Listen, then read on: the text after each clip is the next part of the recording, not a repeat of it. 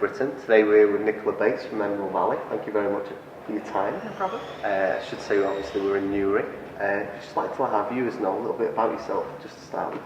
I'm from Emerald Valley, and we are a technology incubator based in Newry, which is just right on the border between Northern Ireland and the Republic of Ireland, which I just think has a huge benefit in and of itself. And in terms of plans for the future, Nichola, obviously we're in the new offices, or should I say, it's more than an office.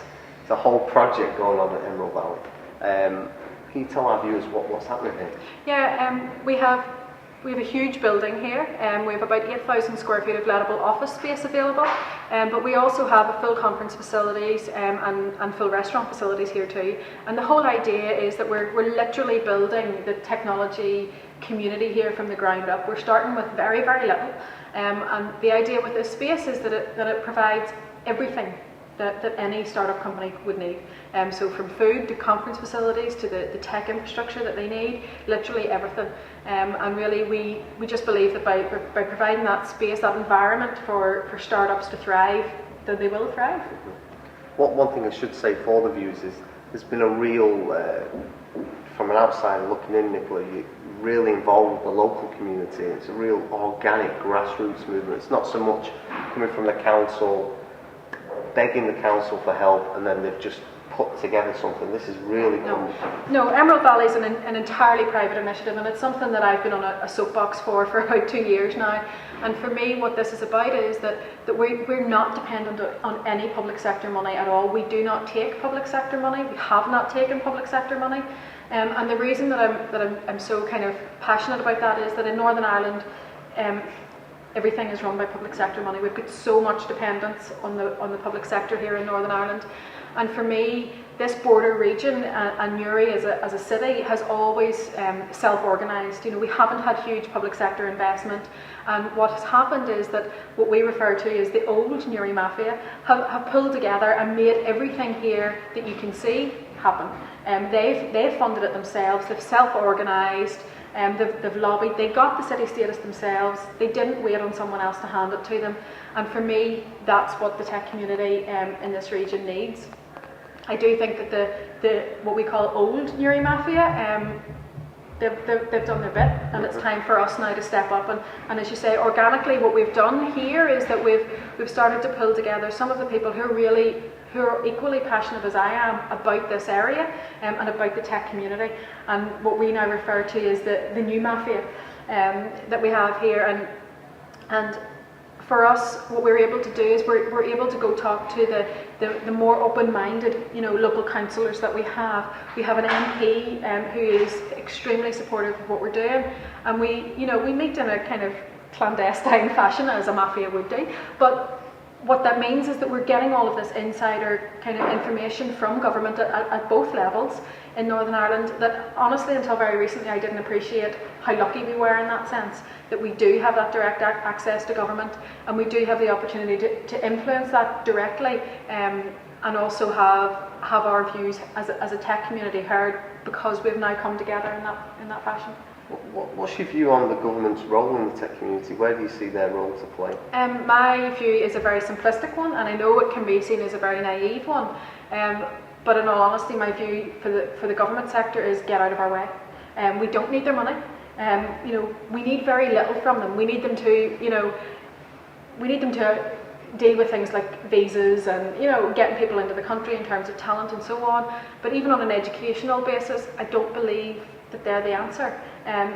We've got Coder Dojo running here. We've only had it running for a few months in Newry, and already we can see kids coming out there with fully formed products after one session. One kid came out with a game after one session. We don't need to wait 2, 3, 5 years on the government sector getting through their process.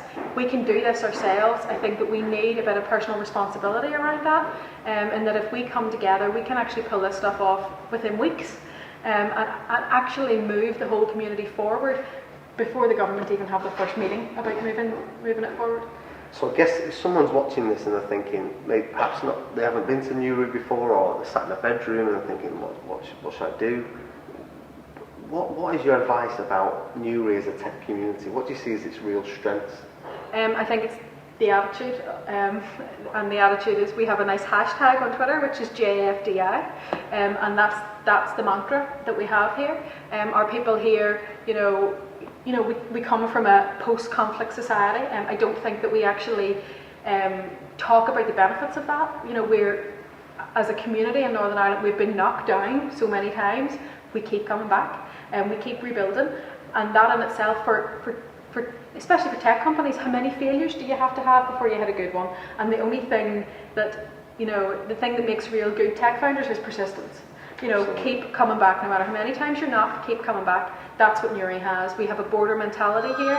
We've never really exploited that or taken advantage of it or screamed and shouted about how great that is.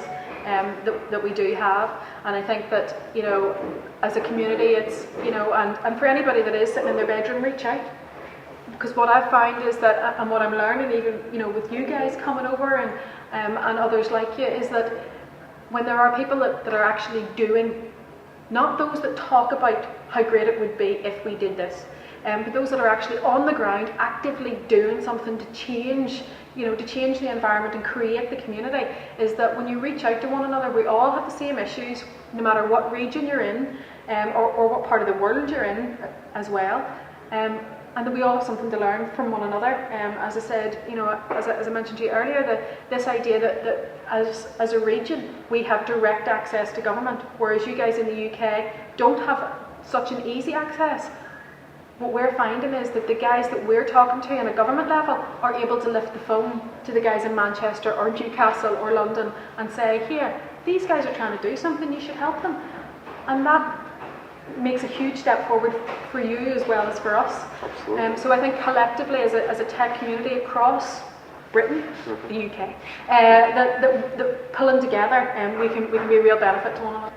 I should say that you organising the Startup Weekend in Belfast. Yeah. With you being based in Newry, how has that come about? I mean, Why? you'd think that people in Belfast would be organising that. Yeah, well, to me, again, they're not. It hasn't happened. There hasn't been a Startup Weekend in Northern Ireland ever. And why aren't the people in Belfast organising it? You need to ask them that. But for me, the bottom line is we need to have one. Belfast has the biggest population. Just do it. Just get on with it. Let's just make this stuff happen. We know that the likes of Startup Weekend, bringing that brand here, brings attention. Let's take advantage of it, and let's jump on the bandwagon here and get as much press and good press for Northern Ireland as is humanly possible.